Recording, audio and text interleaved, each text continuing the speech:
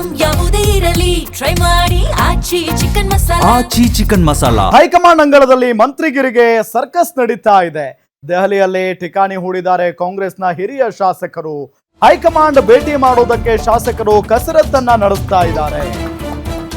ಹೆಂಗಾಗ್ಬಿಟ್ಟಿದೆ ಪರಿಸ್ಥಿತಿ. ಒಂದ್ ಕಡೆ ನಾಯಕತ್ವ ಬದಲಾವಣೆ ವಿಚಾರಕ್ಕೆ ಸಂಬಂಧಪಟ್ಟಂತೆ ಈ ಚುನಾವಣೆಗೂ ಮುನ್ನ ಸಿಎಂ ಸಿದ್ದರಾಮಯ್ಯನವರು ದೆಹಲಿಗೆ ಹೋಗಿ ಬಂದ್ರು, DCM DK ಶಿವಕುಮಾರ್ ದೆಹಲಿಗೆ ಹೋಗಿ ಬಂದ್ರು, ಈ ಇಬ್ಬರು ಬೆಂಬಲಿಗರು ಹೋಗಿ ದೆಹಲಿಗೆ ಹೋಗಿ ಕೂತ್ಕೊಂಡು ಮಾತಾಡಿ ಬಂದ್ರು. ಇದೆಲ್ಲದರ ನಡುವೆ ಈಗ ಚುನಾವಣೆ ಆಯಿತು.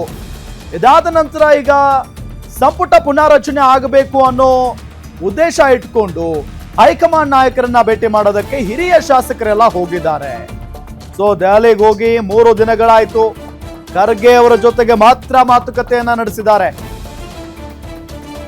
ಸುರ್ಜೇವಾಲಾ ವೇಣುಗೋಪಾಲ್ ಭೇಟಿಗೆ ಅವಕಾಶನೇ ಸಿಕ್ಕಿಲ್ಲ ಇದುವರೆಗೂ. ವರಿಷ್ಠರ ಜೊತೆ ಚರ್ಚೆ ನಡೆಸದೆ ವಾಪಸ್ ಬರಲ್ಲ ಅಂತ ಶಾಸಕರು ಹಠ ಹಿಡ್ಕೊಂಡು ಕೂತ್ಕೊಂಡ್ಬಿಟ್ಟಿದ್ದಾರೆ.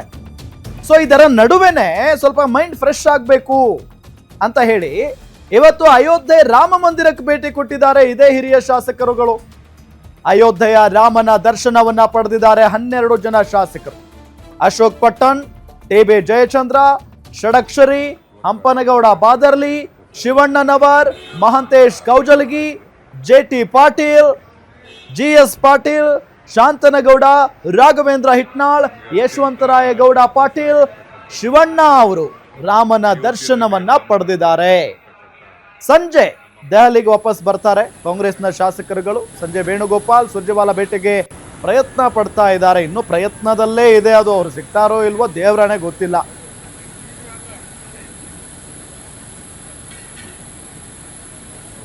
ನಮಗೆ ಅತ್ಯಂತ ಸಂತೋಷ ಆಗಿರ್ತಕ್ಕಂಥದ್ದು ಅಂತಂದರೆ ಅಯೋಧ್ಯೆಯಲ್ಲಿ ರಾಮನ ನೋಡಬೇಕು ಅಂತಕ್ಕಂಥ ನಮ್ಮ ಬಯಕೆ ಇತ್ತು. ಹಾಗಾಗಿ ಸುಮಾರು ಒಂದು 15 ಜನ ಶಾಸಕರನ್ನೆಲ್ಲರೂ ಕೂಡ ಇವತ್ತು ನಾವು ಅಯೋಧ್ಯೆಗೆ ಬಂದಿದ್ದೇವೆ. ರಾಮನ ಆಶೀರ್ವಾದವನ್ನು ತಿಳ್ಕೊಳ್ಳೋಕ್ಕೆ ಬಂದಿದ್ದೇವೆ.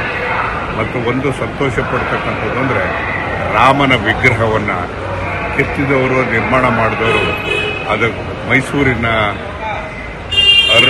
ಯೋಗಿರಾಜ್ ನಿರ್ಮಾಣ ಮಾಡಿರ್ತಕ್ಕಂಥದ್ದು. ಅದು ಒಂದು ನಮಗೆ ಖುಷಿ ತಂದಿರ್ತಕ್ಕಂಥದ್ದು, ಸಂತೋಷ ತಂದಿರ್ತಕ್ಕಂಥದ್ದು. ಅದು ಕರ್ನಾಟಕ ಅಂದರೆ ಹನುಮಂತನ ಜಾಗ. ಇವತ್ತು